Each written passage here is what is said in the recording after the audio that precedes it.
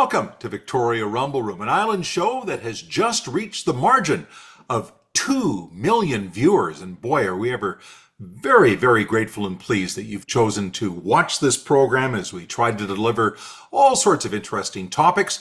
And with me, delivering these topics on a weekly basis, my co-host with the most, the Croatian sensation himself, John Jurisic. And Johnny, we've done some big issues like global warming, wars in Gaza and Ukraine, but we also have done stuff close to home like bicycle paths and electric bikes.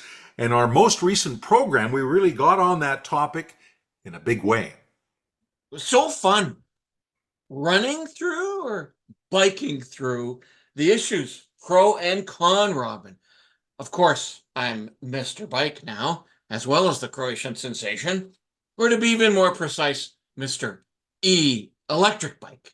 Mr. Electric Bike. Yes, there are challenges with the lack of regulations on bike trails, and we need to reach a level of fairness and equity when it comes to cyclists and other drivers sharing the road. Bikes will not replace cars in our lifetime. Let me repeat that. Bikes will not replace cars in our lifetime. Despite some of the propaganda and misinformation you will hear out there. However, bikes, scooters, roller skates, pedestrians, animals, they're here to stay on our pathways. We got to make that safer. And I did receive a comment this past week, John, about our show. A viewer who loved seeing this topic and digging deep on the merits and pitfalls of bike paths. And he really enjoyed the video that you shot from your helmet as you raced across the Galloping Goose. He said it was great seeing people riding, walking, jogging on the Goose, but he also pointed out that cyclists didn't really seem to stop at the stop signs. And John, he was including you in that comment. Now, we were talking about policing being needed and cyclists potentially being hit by a car. And we all know that if that ever happened, people are going to look with askance at the driver of the car because the cyclist is fairly defenseless in this situation. So what's your response to this? He is bang on. He's right. Rarely are people stopping at these little stop signs, which are about this big. You can see them. So, yes, you're right. I should be stopping. I try to slow down. Sometimes if you can see the road ahead of you, it's clearly there's no vehicle there. You drive through. However, I've fallen off my bike 7 times. 5 of those times has been when I've stopped. Those e-bikes are so friggin' heavy, even for a big guy like me. And so you tend to kind of avoid stopping at the stop sign. But there have been now a couple of instances where I've done that and there's been somebody coming in from the side. I should follow the rules as I'm advocating for. Anyway, we look for more information, don't we? And more input on this cycling debate. For the record, neither of us are anti-cycling, but we do worry that the regulations and enforcement are lagging well behind the growing traffic on these paved bike paths. Debate is essential. And John, that's a good cue for us to move on now with our next topic, and that's the internet and abuse on the internet. And we're going to talk about, for a few minutes, a very, very prime example of this, where somebody is being slagged by people anonymously and how terrible that is. And this is the case of Colwood councillor Ian Ward, who was going to run for the new federal seat of Esquimalt Colwood Souk, then pulled out of the race because a member of his young family is seriously ill in hospital, and he is putting family over politics. And I think he's doing the right thing. Absolutely, he's doing the right thing. And it's so pathetic and tragic that people attack him over the internet. Fake people that are likely robots being managed from places in Eastern Europe or something. Family is everything. But a Twitter troll out there has been slagging Ian, suggesting he's been tossed out by the Conservative Party because of his views about gays and his staunch support for the state of Israel. He vehemently denies it. Others have rushed to his defense. For example, Janice writes, Ian Ward is an exceptional member of our community, and I applaud him for his work. He doesn't deserve to be slagged or trolled in any way, and has made a very commendable choice to put his family first. We had lots of feedback on this story. PJ also had this to say. Ian is a model community member, and the fact that he has been targeted for abuse and hate is only too common and unacceptable. We need to expose these haters. They are a threat to democracy. And joining us now, as it happens, to take his moment to talk about this and other issues is Colwood Councillor Ian Ward. Let's zoom him in. Now, joining us once again in the Rumble Room is Colwood Councillor Ian Ward. And Ian, we thought we'd just jump right into the deep end here. We thought you were going to run for as a member of Parliament. What happened? John, hello, and Robin. Yeah, no time like jumping right into it here, but Right. I thought I was going to too, John. In all seriousness, I mean, you don't approach something like that without without looking at many different factors and thinking that it's the right move. It was early stages. I think in retrospect, I'd never formally announced that I was until very recently, and I should have probably held back a little bit. Um, Life sometimes has its has its surprises, and unfortunately, I have a family member who's been in hospital since last Thursday. A member of my immediate family. I don't want to go into too many details for privacy reasons, but that's something that was unforeseen. We knew there was a few issues, but thought it could be overcome, and things took a turn south instead of north, if you want to put it that way. And really, I think at the end of the day, I had to put family first. Um, Now it's something that we will get past. And I've heard some folks, say to me, well, hey, the election's probably 17 months away. Surely, you can take a pause and resume. And while that's not impossible, I think you can't dip your toe in and out of those waters. You're either in or you're out, right? And for me, in talking with my wife and looking at the situation, we thought, no, there'll be other times.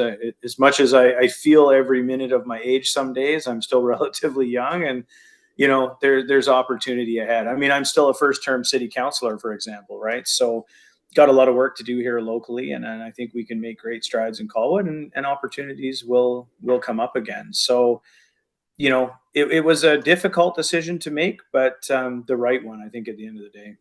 Ian, when I worked at the legislature in the press gallery, we saw so many younger politicians arrive with younger families and younger marriages. And a lot of those marriages and those families fell apart under the pressure of what goes on, the responsibility of being an MLA or being a member of parliament are huge.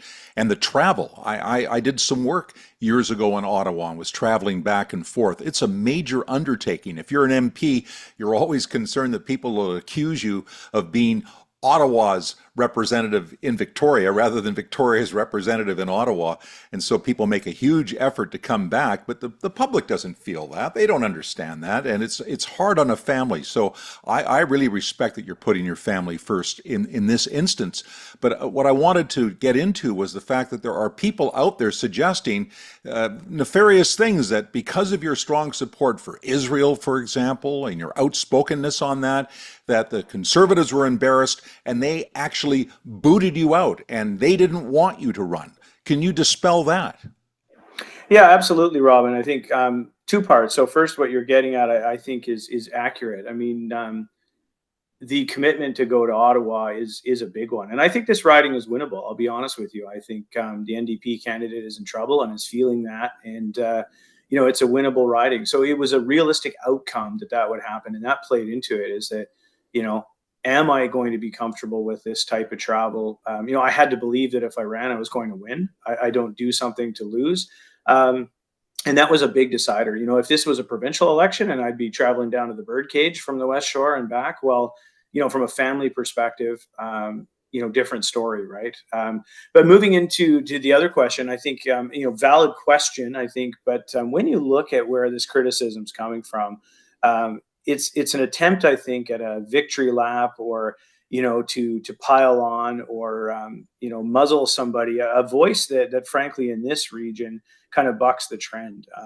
I'm besieged with online trolls, and when you look at the people that are propagating these rumors and things, they're zero follower accounts that were created yesterday and so forth. There's a new one today that Ian is a fascist, and very much an anti-Israel, anti-Jewish kind of sentiment. The same folks that we see marching in the streets and holding rallies and frankly now in the legislature and elsewhere that that don't want to see that perspective. So I think it's to be expected. I mean, the one thing I did find is that as soon as I made it clear that I was looking at higher office, a lot of these folks emerged. There's a concentrated effort from people to discredit you, to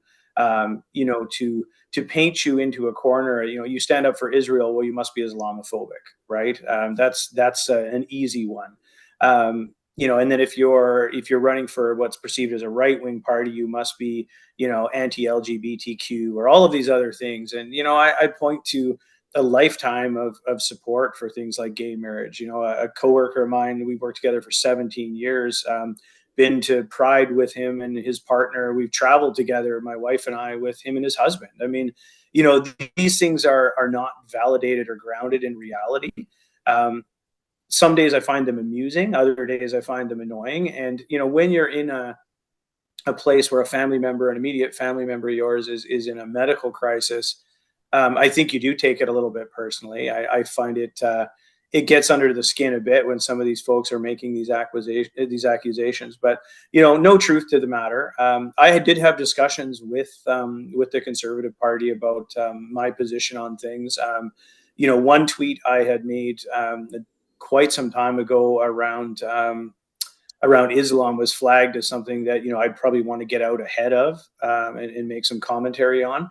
And I'll be very upfront with you. One of the things I've always prided myself on is being very transparent, right? And I think that's where I differ from many politicians, frankly, at every level in this region. Is I put it out there, good for good, bad, whatever. I'll apologize if I'm wrong, but I don't dance the political dance on things. And I'd made reference in the heat of the moment, post October 7th, to in an online debate, if you will, with somebody around Islamic extremism. I'd referenced the Prophet Muhammad being betrothed at the age of 6 and married at the age of 9 as something that should alarm us about Islam and its very nature, right?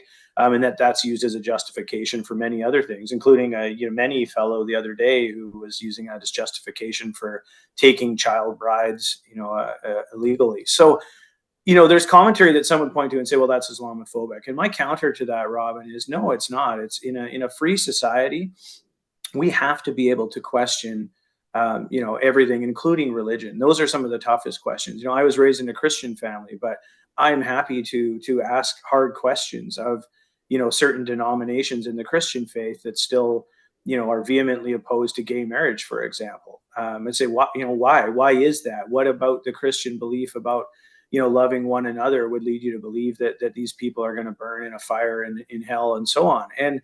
And I think you have to ask those questions, for right or for wrong. That's what debate is, right? And at no point did the Conservatives say to me, okay, this ends your ability to run. So let's be clear on that. I've posted online the receipts, if you will, from the actual portal with the Conservative application that specifically indicates I voluntarily withdrew.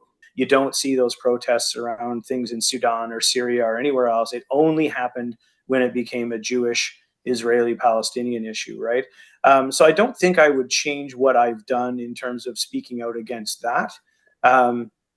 In terms of moving forward, online discourse and things like that, yeah, I well before I'd ever sought any higher level of office, my wife's kind of been in the background always saying, like, why bother with some of these people? The Twitterverse isn't the real world. And to some extent, I would say she's right. When I point to the commentary from some of these trolls and things, it's who cares? Who cares what they have to say? So why engage?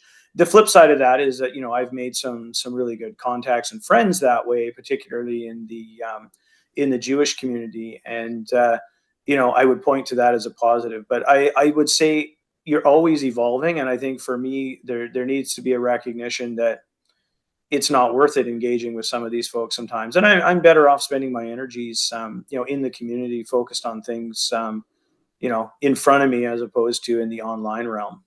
Let's focus on something civic. Let's talk about Colwood. Let's talk about civic politics for a second. I wanted to get your take on Justin Trudeau's latest directive to municipalities across the country that they have to get on board with his new vision of more housing on more lots. And if you don't do that, you're not going to get federal money for infrastructure and other federal help. Now, I seem to recall about a year ago, Justin Trudeau said that there was no federal responsibility for housing in Canada, and now he's actually sending edicts to municipalities. As a civic councillor, how do you take that kind of direction from Ottawa?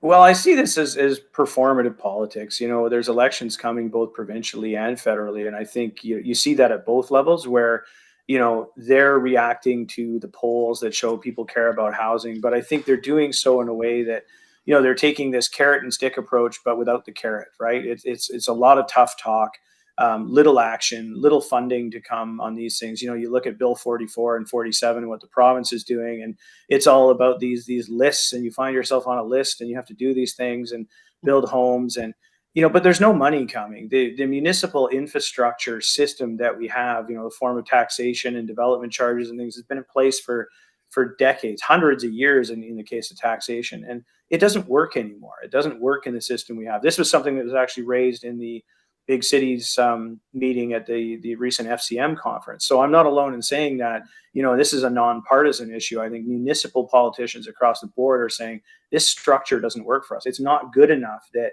there's this top-down directive without the support that's needed. So I kind of laugh it off. I think, Trudeau's flailing a little bit. I think he's in tough. The polls tell us that. That's just not me.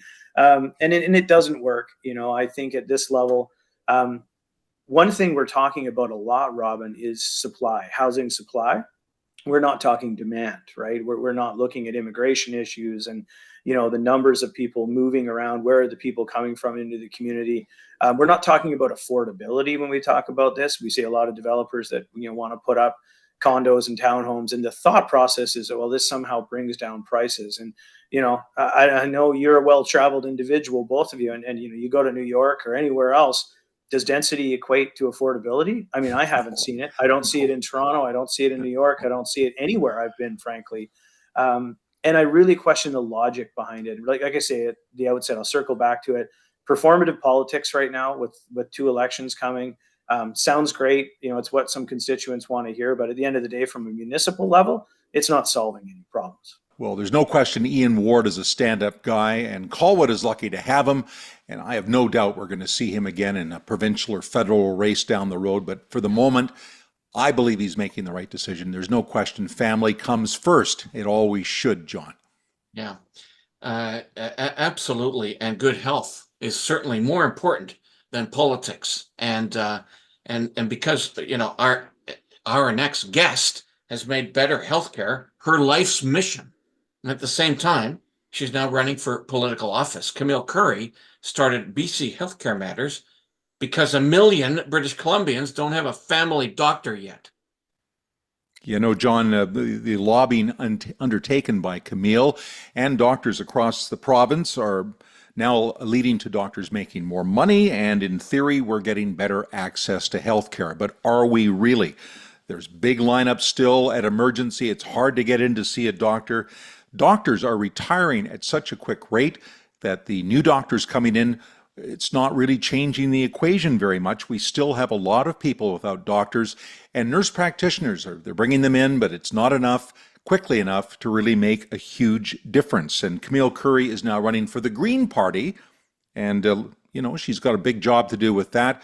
So we thought we'd talk to her about healthcare and her political aspirations. So let's zoom her in right now. And now, joining us again in the Victoria Rumble Room. It's been a while, but it's great to have Camille Curry back.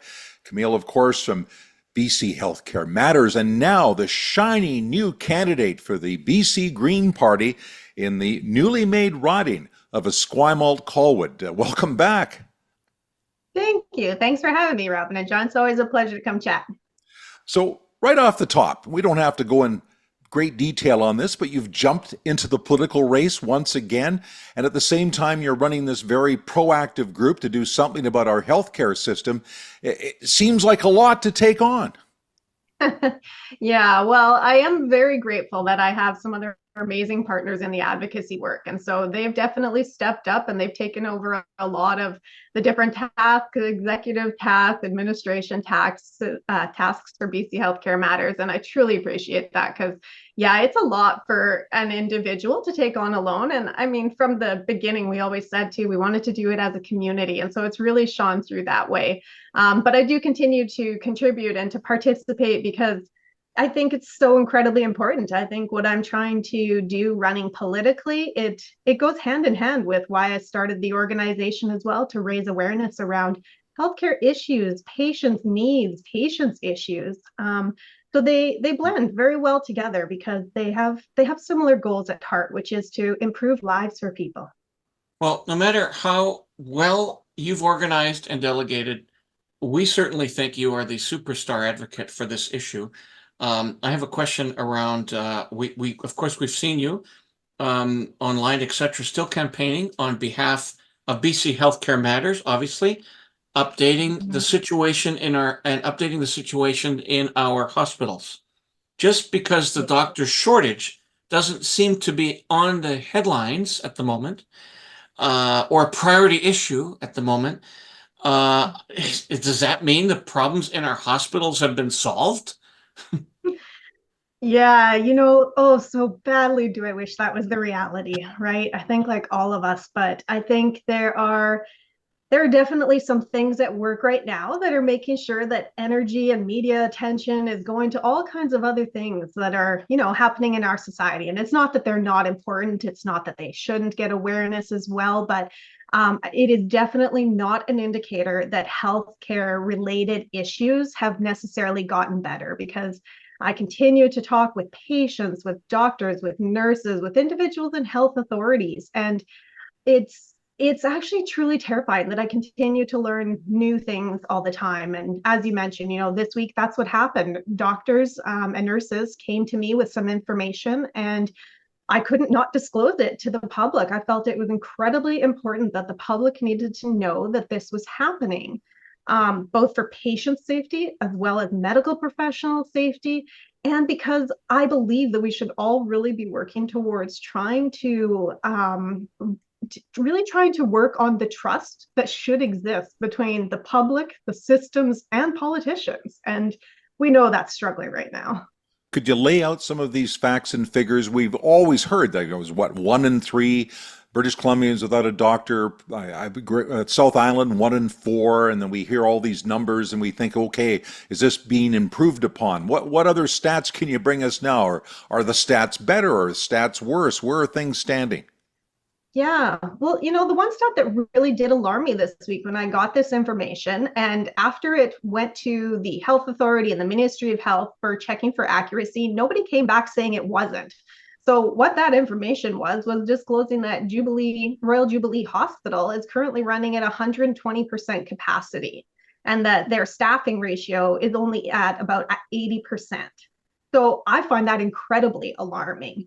And then it was made worse, obviously, by the information coming to me, telling me that with this new system implementation that was going to take place, we could expect to see about a 30 to 50% inefficiency at those hospitals while the system is getting implemented. The public does need to know these things, because I think that the public has really shown in the last 5 years how they can show up when there's a critical something happening.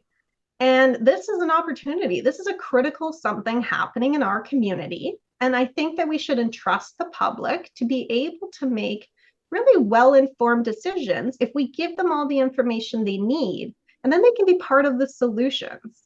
And there's all these other promises that have been made: more doctors, more students in medical schools, more foreign doctors, incentives for people to come back to practicing family medicine. And according to the government, all these things are underway, and there's been a big reception from the doctors and a big intake. And what you're suggesting is that on the ground, we're not seeing that. I mean, it's frustrating as somebody who's a taxpayer and also somebody who doesn't have a family doctor in Victoria that doesn't seem to be moving very fast. I mean, do you think the government's doing everything it really can do under the circumstances, that this is just such a mess? It's not something that can be quickly turned around.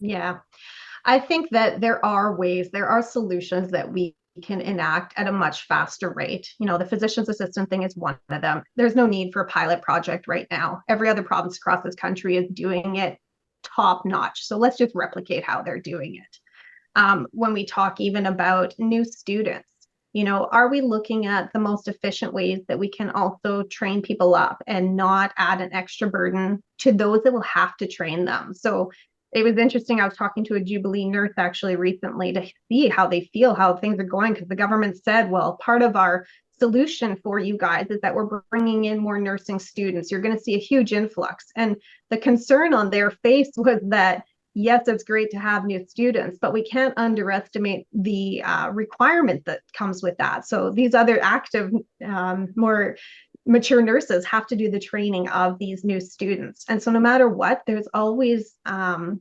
effect to that. I think that's what we're seeing is like, so even though we're bringing in some new individuals, and I really hope the numbers are accurate, that we're bringing in more nurses, that we're seeing some new physicians, those things will take time.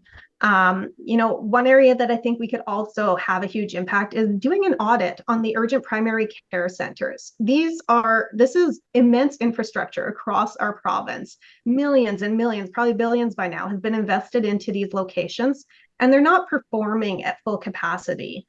We need to look at why that's happening, because maybe there's some really quick, easy fixes that we can enact that will help encourage nurses and doctors to either perhaps want to work in those environments again, or maybe we transition them into something that works better for us and that is better for the money that we're spending right now. I have a final question for you, and it's really, I guess, intent and culture. And intent is you've been trying very hard to raise this issue. You've had very successful rallies. You had a huge rally out in front of the BC legislature. You were very successful in getting national media attention out in front of the Empress Hotel. It's been really, really proactive, and a lot of doctors have gotten behind it. But now the government's been throwing a lot of money at doctors, and there's a lot of optics out there that would suggest that things are finally being done. Do you think at this stage you could still get the same kind of people out and the same numbers of people out for these rallies, or do you think the public has sort of moved on, even though the problem's still there? Yeah, it's an interesting question. You know, I feel like in general, as society, we are feeling a little overwhelmed with the numbers of crises that are being either that we are observing or that we are being told about. And it's so easy for the population to make that choice to, in a way, want to tune out or just focus on what is very specifically in this moment affecting them. And so I have a great deal of compassion and understanding that that is where many people find themselves these days. But what I can say is that I still have a lot of faith that healthcare is very much a top priority for many people.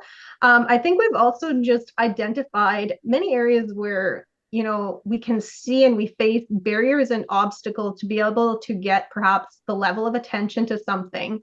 And so to that end, I think this is the kind of stuff like that I want to keep doing. We need to keep talking about it. We need to keep showing the people that there's more information that they should want to be privy to, that they should want to be involved in, because it empowers them. It empowers them to take back a little bit of control over something that that they can have an effect on. And I guess that's what we've tried to do even with the rallies, right? Is to show people that you can come down, you can give a voice to something, and you can be part of change. And I think people are really looking for an opportunity to be part of something, to be part of bringing back some good feelings into their everyday. So I do have hope that I think there is potential that we can continue to raise attention and, you know, even raise the masses if that's what's necessary.